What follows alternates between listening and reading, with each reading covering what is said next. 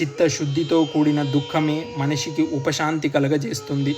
అతనిలోని బరువును దించివేసి నిర్మలత్వాన్ని ప్రసాదిస్తుంది. కానీ ఆ దుఃఖాన్ని చూసే మనిషి భయపడుతున్నాడు. అంతేకాదు అసలు దుఃఖాన్ని అర్థం చేసుకోలేని స్థితిలో ఉన్నారు. ఇంకో చిత్రం ఏమిటంటే మన శాస్త్రాలు, వేదాంత గ్రంథాలు ఇవన్నీ దుఃఖాన్ని ఏవేవో రీతిల్లో వర్ణించాయి. దాని నుంచి బయటపడడానికి రకరకాల మార్గాలు సూచించాయి. ఈ కృషి యుగ యుగాల నుంచి జరుగుతూనే ఉంది. అనేక గ్రంథాలు, అద్భుతమైన సిద్ధాంతాలు వెలువడ్డాయి.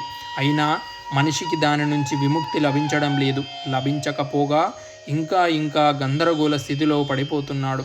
ఈ స్థితిని తొలగించడానికి చేయవలసింది ఏమిటి?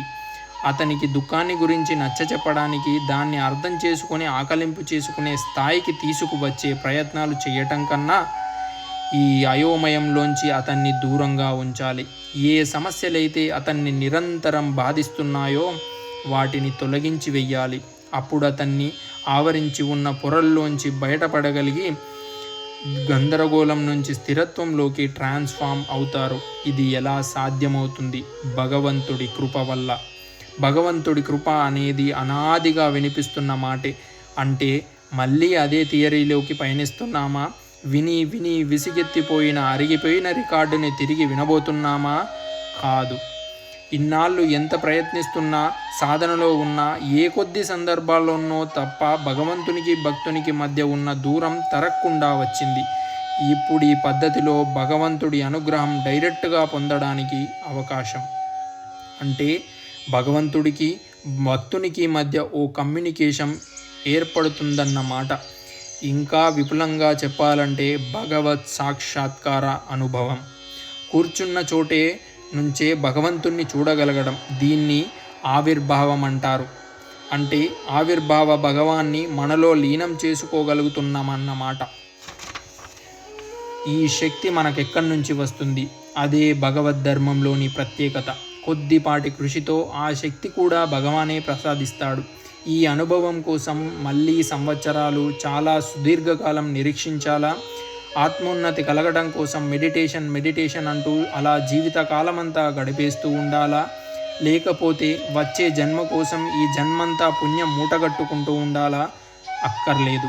కొన్ని రోజుల్లో, కొద్ది గంటల్లో ఆ నిర్వికల్ప సమాధి స్థితికి చేరుకొని భగవత్ సాక్షాత్కార అనుభవం పొందగలుగుతాం.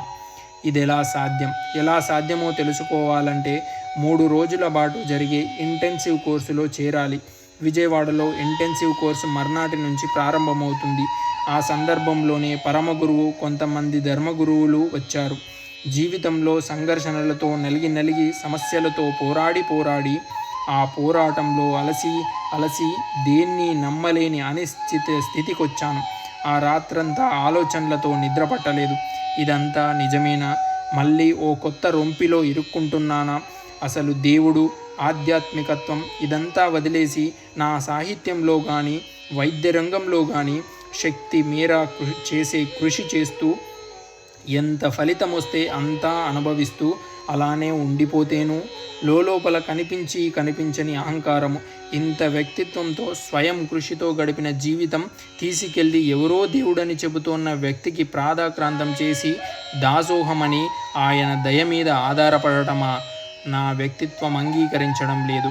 అసలు వ్యక్తిత్వం అని దేన్ని మనం అనుకుంటున్నామో అది కేవలం అహంకారమని, భేషజమని, అసలైన వ్యక్తిత్వం చాలా సున్నితంగా, నిరాడంబరంగా ఉంటుందని తర్వాత తెలుసుకున్నాను.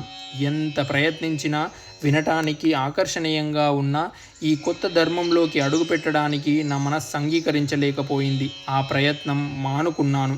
మిత్రులు రవీంద్ర గారు తన కుటుంబ సభ్యులతో కలిసి విజయవాడలో మొదటిసారిగా జరిగిన ఇంటెన్సివ్ కోర్సులో చేరారు. ఆ కోర్సు 3 రోజుల పాటు ఉంది. ఆ 3 రోజులు మౌనవ్రతం పాటించాలి. ఎందుకని తెలుసుకోవాలని ఆసక్తిగా ఉన్నా ఆయన డిస్టర్బ్ చేయటం ఎందుకని ప్రశ్నించలేదు. తర్వాత ఆయన ద్వారా తెలుసుకున్న విషయాలు నన్నాశ్చర్యంలో ముంచెత్తి మరుసటి నెలలో జరిగిన ఇంటెన్సివ్ కోర్సులో చేరేటట్లు చేశాయి. ఓం సచ్చిదానంద పరబ్రహ్మ పురుషోత్తమ పరమాత్మ కల్కి అవతారాయ నమః.